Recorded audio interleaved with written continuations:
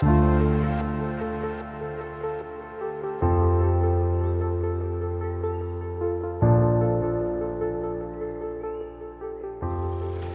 hi, I'm Rob, and this is my wife Susan, and we've been in Porterville for a total of 4 months now. Hi, my name is Armando Lopez, and this is my niece Chrissy. My name is Taylor Brown, and how I came to Port Naz, well, I didn't really have a choice. The way we came across the church was actually before we left our previous home. I was doing a little research online, and Google is what brought us to Porterville. Specifically this church. We just felt, a calling to come to Port Naz, and so we started attending Porterville Nazarene when it was on Indiana Street. Google brought us to church.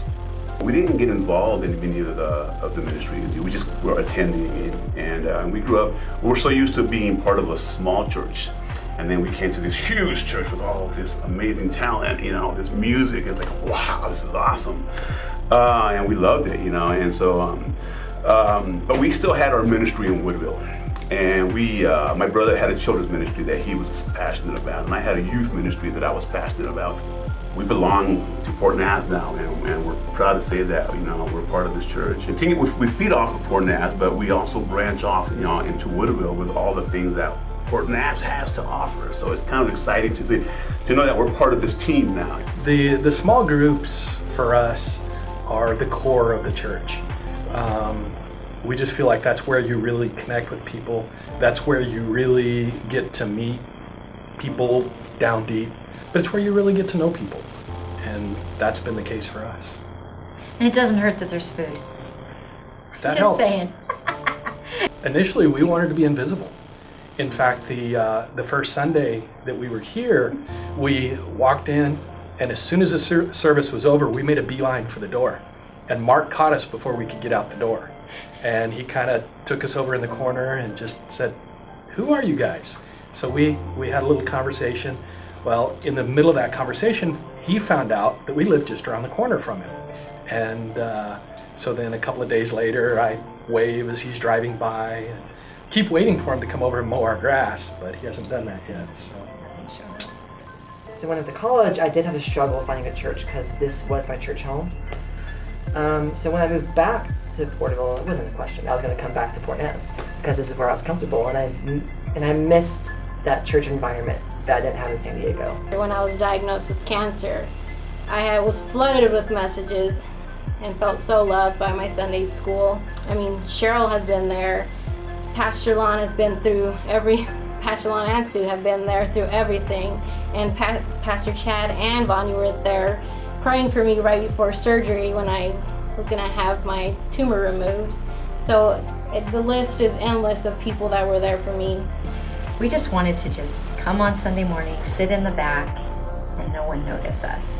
But that isn't what the Lord had for us to do, and we were prompted to go to Sunday school. That is where small groups are here, and it's been great. We haven't looked back. It's been awesome. I am just nervous to open up about what I'm going through because, I'm scared of judgment, like a lot of people my age are.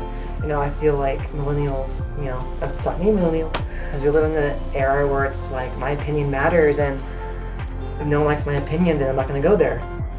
And the church, at least this church specifically, is you can speak your opinion, and you'll still be loved on. She was the surgery, and Pastor Lon and Sue are there, and we have all these we have all this, a lot of relatives and friends, and so. But I know that Pastor Lon and Sue know the same Jesus that I know, and we're sitting there, waiting for the results, and I see the hurt and the fear in their eyes, and so they know what I'm going through. And you expect to see that in your family, but you don't expect that to see it in a stranger, And how can I not want to be around those kind of people, The Bible is taught, and we learn something every Sunday from from Mark's teaching or whoever is teaching, the music touches us every single week. I have a lot of Kleenexes in my purse. I do all the slides. So when I come to church on Sunday, I go into the slide room. My problems are still in my mind, but it's lifted in a sense, like God's presence is there. I see the outline Pastor Mark has for his sermon. I see all the worship, and the words in worship are so powerful that when I read it, it's like it's speaking to me. I love this church because they actually pray for you when they say they're going to pray for you. I mean, when you're going through all these trials and you really need prayer, they pray for you and you feel it.